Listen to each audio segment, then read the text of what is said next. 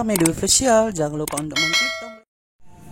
Hello guys, selamat datang kembali di channel kita Edu Official, mudah dan pasti. Hai guys, hai para pejuang-pejuang SKB CPNS tahun 2020. Semoga kalian tetap semangat walaupun jadwal SKB CPNS diundurkan. Jangan patah semangat guys, saya harap kalian tetap semangat.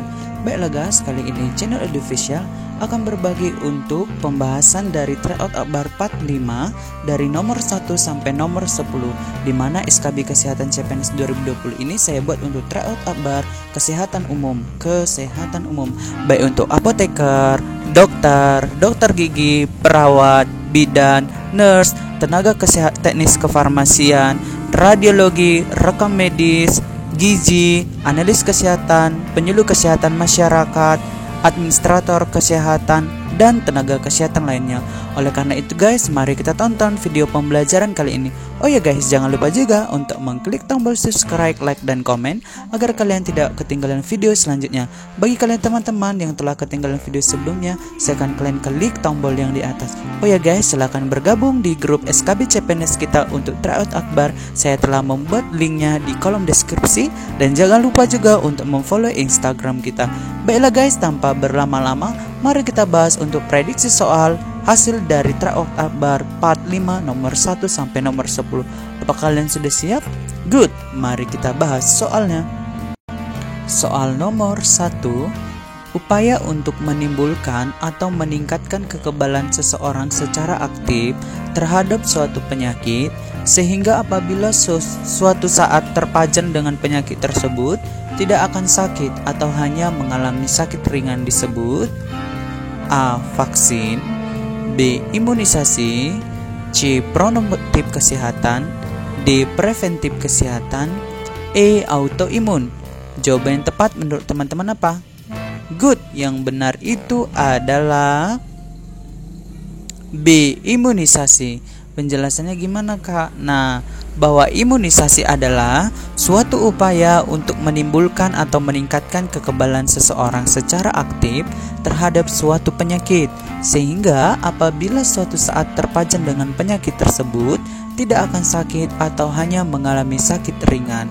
Nah, sasaran imunisasi yaitu bayi, balita, anak usia SD kelas 1, 2, 3, dan wanita usia subur. Next, soal berikutnya, soal nomor 2.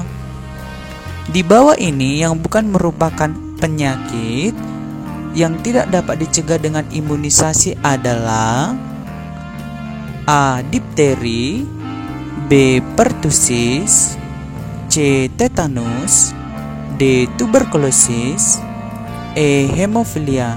Nah, menurut teman-teman jawaban yang tepat apa? Good, yang benar itu adalah E. Hemofilia. Penjelasannya adalah sebagai berikut. Penyakit yang dapat dicegah dengan imunisasi adalah difteri, pertusis, tetanus, tuberkulosis, hepatitis B, poliomielitis, dan campak. Good, next. Soal berikutnya, soal nomor 3. Antigen berupa mikroorganisme yang sudah mati, masih hidup tetapi dilemahkan, masih utuh atau bagiannya yang telah diolah, berupa toksin mikroorganisme yang telah diolah menjadi toksoid, protein rekombinan yang apabila diberikan kepada seseorang akan menimbulkan kekebalan spesifik secara aktif terhadap penyakit infeksi tertentu disebut A. Imunitas, B. Vaksin, C. Imunisasi, D. Autoimun, E. Antivirus. Jawaban yang tepat menurut teman-teman good, yang benar itu adalah B. Vaksin. B. Vaksin. Penjelasannya bahwa vaksin itu berupa mikroorganisme yang sudah mati, masih hidup tetapi dilemahkan, masih utuh atau bagiannya yang telah diolah, berupa toksin mikroorganisme yang telah diolah menjadi toksoid, protein rekombinan yang apabila diberikan kepada seseorang akan menimbulkan kekebalan spesifik secara aktif terhadap penyakit infeksi tertentu. Sementara imunisasi udah dijelaskan tadi bahwa suatu upaya untuk menimbulkan atau meningkatkan kekebalan seseorang yang secara aktif terhadap suatu penyakit, sehingga apabila suatu saat terpajan dengan penyakit tersebut tidak akan sakit atau hanya mengalami sakit ringan. Next, soal berikutnya, soal nomor 4. Vaksin yang sensitif panas seharusnya disimpan pada suhu A. -10 sampai -20 derajat Celcius, B. -15 sampai -25 derajat Celcius, C. -2 sampai -8 derajat Celcius, D. 2 sampai 8 derajat Celcius, E. 15 sampai 25 derajat Celcius. Jawaban yang tepat menurut teman-teman apa? Good. Yang benar adalah B. -15 sampai -25 derajat Celcius.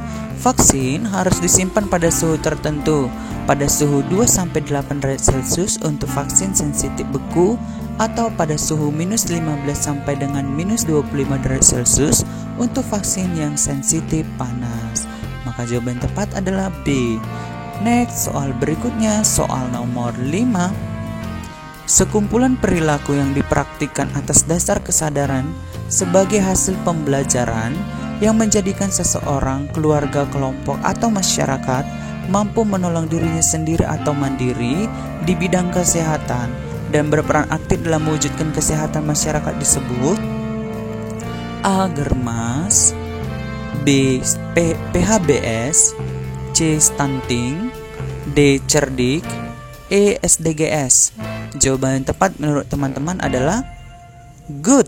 Yang benar itu adalah B. PHBS. PHBS sekumpulan perilaku yang dipraktikkan atas dasar kesadaran sebagai hasil pembelajaran yang menjadikan seseorang, keluarga, kelompok, atau masyarakat mampu menolong dirinya sendiri atau mandiri di bidang kesehatan dan berperan aktif dalam mewujudkan kesehatan masyarakat. Di bidang pencegahan dan penanggulangan penyakit serta penyehatan lingkungan harus dipraktikkan perilaku mencuci tangan dengan sabun, pengelolaan air minum dan makanan yang memenuhi syarat, menggunakan air bersih, pengelolaan limbah cair yang memenuhi syarat, memberantas jentik nyamuk, tidak merokok di dalam ruangan, dan lain-lain. Sementara stunting adalah masalah kurang gizi kronis akibat kurangnya asupan gizi dalam waktu yang cukup lama sehingga mengakibatkan gangguan pertumbuhan pada anak. Seorang anak dianggap mengalami stunting jika tinggi badan mereka lebih rendah atau pendek atau kerdil dari standar usianya berdasarkan WHO MGRS. Next, soal berikutnya, soal nomor 6. Menyadari rumitnya hakikat dari perilaku, maka perlu dilaksanakan strategi promosi kesehatan untuk pembinaan PHBS yang bersifat menyeluruh. Mengacu pada piagam manakah yang merupakan hasil dari promosi kesehatan pertama, di mana strategi pokok yang dilaksanakan dalam promosi kesehatan, advokasi, bina suasana, dan pemberdayaan? A. Piagam Ottawa, B. Piagam WHO, C. Piagam Kanada, D. Piagam Amerika, E. Piagam Healthy. Jawaban yang tepat adalah good. Yang benar adalah Piagam Ottawa. Piagam Ottawa atau Ottawa Charter yang merupakan hasil dari konferensi internasional promosi kesehatan pertama di Ottawa, Kanada.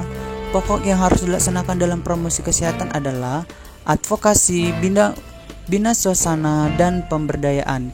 Menyadari rumitnya hakikat dari perilaku, maka perlu dilaksanakan strategi promosi kesehatan untuk pembinaan PHBS yang bersifat menyeluruh. Good. Next, soal nomor berikutnya, soal nomor 7. Pada 31 Desember 2019, WHO China Country Office melaporkan kasus pneumonia yang tidak diketahui etiologinya.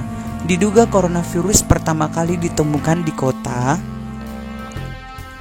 A. Beijing, B. Wuhan, C. Tianjin, D. Shanghai, E. Hangzhou. Jawaban yang tepat menurut teman-teman apa? Good. Yang benar adalah B. Wuhan. Pada tanggal 31 Desember 2019, WHO China Country melaporkan kasus pneumonia yang tidak diketahui etiologinya di kota Wuhan, Provinsi Hubei, China. Pada tanggal 7 Januari 2020, Cina mengidentifikasi pneumonia yang tidak diketahui etiologinya tersebut sebagai jenis baru coronavirus disease COVID-19. Pada tanggal 30 Januari 2020, WHO telah menetapkan sebagai kedaruratan kesehatan masyarakat yang meresahkan dunia atau Public Health Emergency of International Concern atau KKMBD PHEIC. Penambahan jumlah kasus COVID-19 yang berlangsung cukup cepat dan sudah terjadi penyebaran antar negara. Next, soal berikutnya, soal nomor 8. Tanda dan gejala umum infeksi COVID-19 antara lain gejala gangguan pernapasan akut seperti demam, batuk, dan sesak napas. Saat ini diduga bahwa masa inkubasi terpanjang virus tersebut adalah A. 5 hari, B. 6 hari, C. 10 hari, D. 14 hari, E. 18 hari. Jawaban yang tepat, good, yang benar itu adalah D. 14 hari. Tanda dan gejala umum infeksi COVID-19 antara lain gejala gangguan pernapasan akut seperti demam, batuk, sesak napas.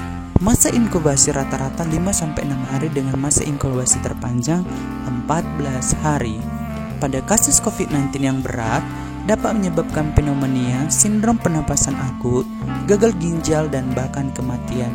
Tanda-tanda dan gejala klinis yang dilaporkan pada sebagian besar kasus adalah demam, dengan beberapa kasus mengalami kesulitan bernapas, dan hasil ronsen menunjukkan infiltrat pneumonia luas di kedua paru.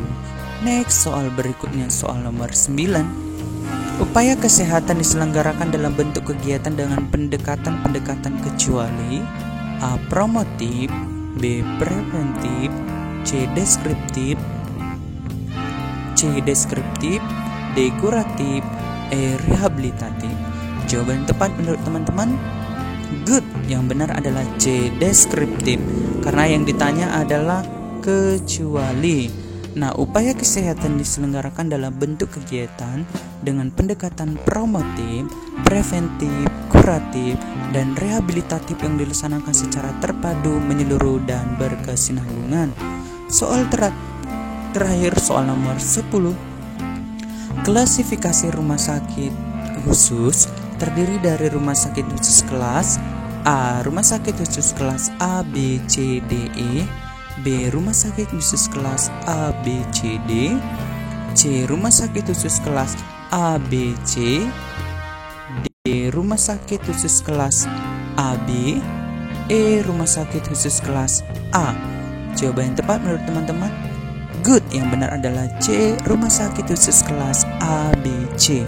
Sesuai dengan Undang-Undang Republik Indonesia Nomor 44 Tahun 2009 Pasal 24, klasifikasi rumah sakit umum sebagaimana dimaksud pada ayat 1 terdiri atas A. Rumah sakit umum kelas A, B. Rumah sakit kelas umum kelas B, rumah sakit umum kelas C, rumah sakit umum kelas D. Sementara untuk klasifikasi rumah sakit khusus sebagaimana dimaksud pada ayat 1 terdiri atas rumah sakit khusus kelas A, rumah sakit khusus kelas B, dan rumah sakit khusus kelas C. Oke guys, demikianlah untuk pembahasan tryout abal 45 nomor 1 sampai nomor 10. Jangan lupa untuk mensubscribe, like, dan komen agar kalian tidak ketinggalan video pembelajaran SKB CPNS 2020. Dan jangan lupa share informasi bagi teman-teman kalian semua. Semoga video ini bermanfaat. Ikuti terus video kita. Salam dari saya, Edu Official. Bye.